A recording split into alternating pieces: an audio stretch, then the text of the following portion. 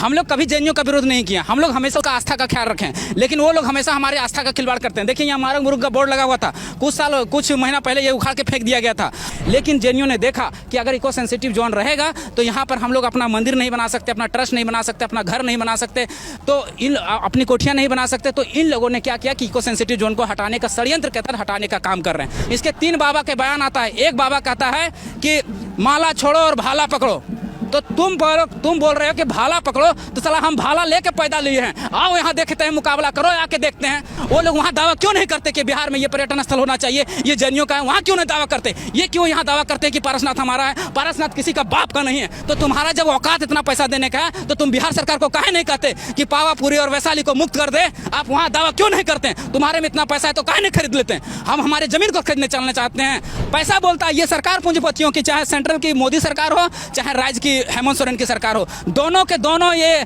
पूंजीपतियों के हाथों में बिक चुकी है। विवाद को लगभग बोला जा रहा है कि सुलझा दिया गया। गिरिडीह विधायक खुद बोल रहे हैं कि दोनों संगठन के लोगों को बैठाकर वार्ता की गई और विवाद सुलझ गया। क्या कुछ मांग है और कहाँ विवाद हो रहा है? कैसे, कौन सुदीप सोनू होते कौन है, सबसे पहली बात है, और कैसे सुलझा दिए? क्या जो भारत सरकार जो लेटर पास की है जिसके अनाधिकृत प्रवेश वर्जित है, क्या वो लेटर वापस ले ली गई? नहीं ले ली गई। क्या उनको जो जैनियों के द्वारा यहाँ के स्थानीयों का, मूलवासियों का, आदिवासियों का जो बहिष्कार किया जा रहा है, क्या वो समय बन गया? नहीं बन गया। हम लोग कभी जैनियों का विरोध नहीं किया, हम लोग हमेशा उसका आस्था का ख्याल रखें, लेकिन वो लोग हमेशा हमारे आस्था का खिलवाड़ करते हैं। देखिए यहाँ मारंग मुरुग का बोर्ड लगा हुआ था, कुछ महीना पहले ये उखाड़ के फेंक दिया गया था।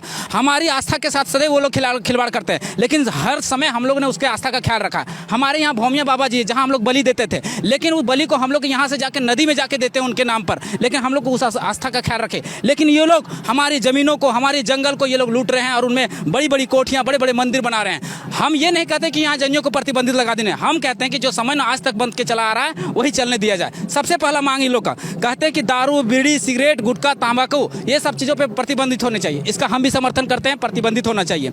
मांस मदिरा का प्रतिबंधित होना चाहिए, हम भी उसका समर्थन करते हैं। लेकिन हमारी आस्था यहाँ मारंग मुरुग, यहाँ जाहिर थान, यहाँ पर हम लोग को बलि देने की है, हम लोग को यहाँ हड़िया के तापन चढ़ाने की है। तो हम लोग अपने प्रथा को, अपने रिचुअलिटी को ख्याल नहीं रखेंगे क्या?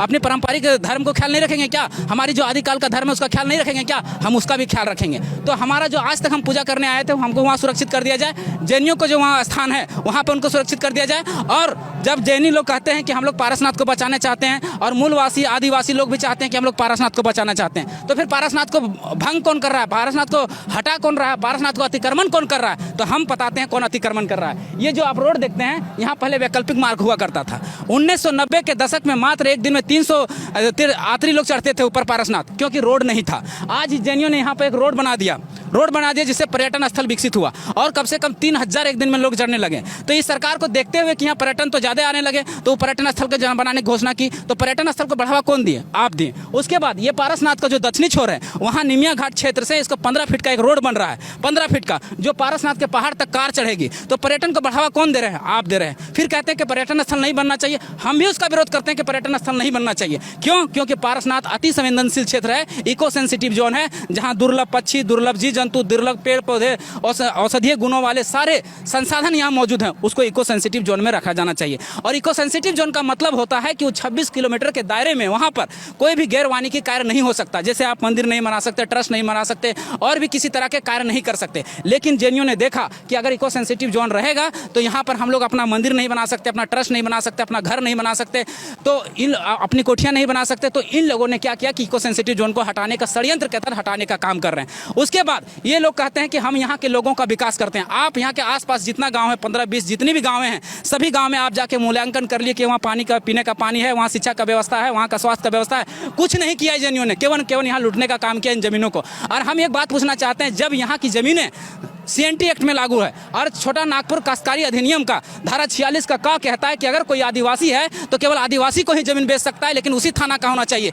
तो फिर ये गुजरात, महाराष्ट्र से आए हुए जैनी लोग यहाँ जमीन कैसे खरीद ले, यहाँ इतनी बड़ी बड़ी कोठियाँ कैसे बना लिए? ये सोचने वाली विषय है। उसके बाद धारा 46 का कहता है कि अगर कोई OBC है तो केवल OBC को ही जमीन बेच सकता है, लेकिन उसी जिला का होना चाहिए। लेकिन ये बाहर से, लंदन, UP, जहाँ से भी आए हुए जैन हैं, पूरे भारत से, पूरे इंडिया से कहीं भी जैन आए और यहाँ जमीन खरीदे तो किस आधार पर खरीदें? जबकि यहाँ की सारी जमीनें तो या तो वन विभाग के अंतर्गत है, या तो फिर GM लैंड है, या तो CNT के अंदर है। लेकिन ये जमीनें कैसे खरीदी गई? उसके बाद इसके 3 बाबा के बयान आता है। एक बाबा कहता है कि माला छोड़ो और भाला पकड़ो, तो तुम बोल रहे हो कि भाला पकड़ो, तो साला हम भाला लेके पैदा लिए हैं, आओ यहाँ देखते हैं, मुकाबला करो, आके देखते हैं।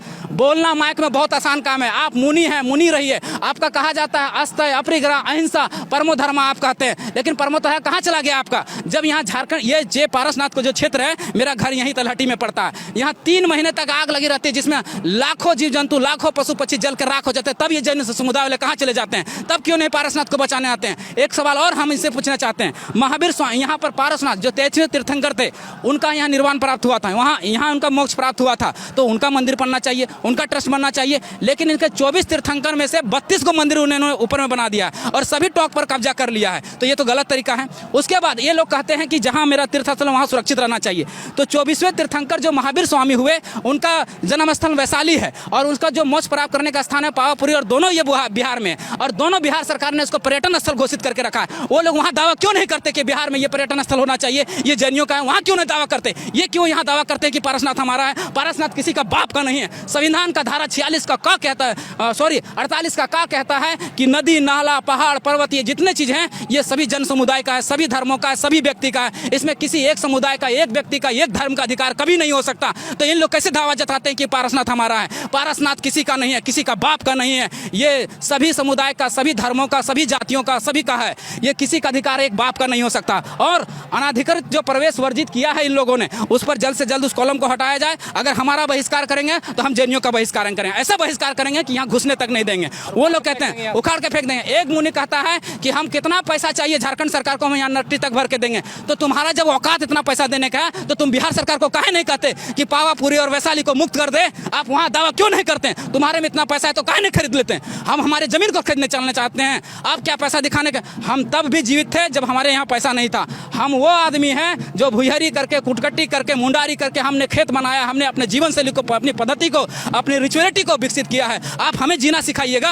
हम वहाँ से आदमी हैं, हम जहाँ से विकसित हुए हैं वहाँ तक आप सोच भी नहीं सकते। हम वहाँ से विकसित हुए हैं, हम इस तलहटी के निवासी हैं, हम यहाँ के दुख को जानते हैं, हम यहाँ के दर्द को जानते हैं। ये लोग जितने भी स्थानीय हैं, मूलवासी, आदिवासी के दुकानों से ये लोग प्रतिबंध लगा रहे हैं कि यहाँ से सामान ना खरीदा जाए। ठीक है, मत खरीदिए, हम भी यहाँ घुसने आपको नहीं देंगे। जब हमारा जमीन जाएगा, जब हमारा जंगल गया है और हम ही को नहीं रोजगार मिलेगा, तो हम तुमको क्यों घुसने देंगे? सिंपल सी बात है। हम किसी धर्म, जाति, विशेष लिंग या संप्रदाय का विरोधी नहीं है, लेकिन अगर हमारी माटी पे आँच आई, हमारी अस्मिता पे आँच आई, तो हम किसी को नहीं बख्शेंगे। हम नहीं जानते संविधान को, हम नहीं जानते उस लोकतंत्र को। अगर हमारी माटी पे आँच आई, हम संविधान को फॉलो करते हैं, हम संविधान को मानते हैं तभी तक, जब तक हमारे पर अतिक्रमण नहीं हुआ। अतिक्रमण केवल यहाँ टाटा, बीसीएस, सीसल, मेसन, वेदांता ही नहीं कर रही है, यहाँ धर्म के नामों पे जमीनों को लूटा जा रहा है। हमारे आदिवासी भाई बहन किन्हीं को चेहरे में देखिए, कोई लगता है कि ये लोग लड़ने वाले लोग हैं, किन्हीं का विरोध कर सकते हैं? नहीं कर सकते हैं। आज जहाँ आप देख रहे हैं घना जंगल, यहाँ ऊपर चढ़ के देखिएगा तो बड़ी बड़ी मंदिरें बन चुकी है।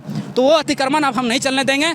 आज तक हम मांग करेंगे सीधे तो दोनों संप्रदाय से कि आज तक जैन समुदाय में और स्थानीय मूलवासी आदिवासियों के दोनों के जो समय बन के चला आ रहा था, वही रिचुअलिटी को चलने दिया जाए। वो अपने स्थान पर पूजा करें, हम अपने स्थान पर पूजा करें, हम अपने धर्मों को माने, वो लोग अपने धर्मों को माने, और जो चीज़ें हैं जो प्रतिबंधित के लायक है उसको प्रतिबंध किया जाए और इको सेंसिटिव जोन में ही इसको रहा जाए, ताकि यहाँ कंस्ट्रक्शन के कार्य कम हो, ताकि वहाँ पर पहाड़ पर्वत, नदी, नाला सुरक्षित रहे, पशु पक्षी हमारे सुरक्षित रहे, क्योंकि हम प्रकृति के पूजक हैं, हम प्रकृति को पूजा करते हैं। प्रकृति जब सुरक्षित रहेगी, जब बचेगी, तभी तो हम कुछ कर सकते हैं, हम कुछ पा सकते हैं। तो हमारा ये चीज़ें सुरक्षित रहनी चाहिए, यही हम मांग करते हैं। उसके बाद जितना चीज़ें इन लोगों ने मांग रखी है, उन मांगों को हम भी कहते हैं कि पर्यटन स्थल ना बने, तंबाकू, गुटखा, सिगरेट, ये सब चीज़ें बंद रहे, ये में हम भी मानते हैं। लेकिन इको सेंसिटिव जोन को जो हटाया है, सरकार फिर से बहाल करे, और जो अनाधिकृत ट्रैकिंग जो लिखा है उस कॉलम को हटा दिया जाए, क्योंकि हम ये पारसनाथ पहाड़ा हमारा जीवन आधार है, इससे हमारा जीवन चलता है। हम यहाँ से जड़ी बूटी, जीवन की सारी वस्तुएं, जड़ी बूटी, लकड़ी